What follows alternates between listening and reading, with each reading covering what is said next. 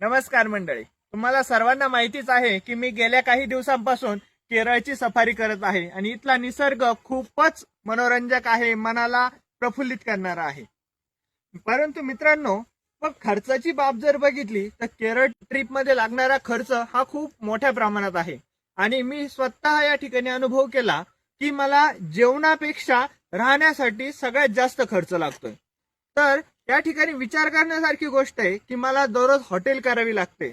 आणि तर तसं जर बघितलं, त्या ठिकाणी कितीतरी असे घरं आहेत की जे आज रोजी मोकळे आहेत, त्यांच्याकडे रूम भाड्याने देण्यासाठी आहेत, परंतु मला नाईलाज असतो त्या ठिकाणी हॉटेल करावी लागते आणि त्या ठिकाणी 2 ते 2.5 हजार रुपये एका दिवसाचे द्यावे लागतात.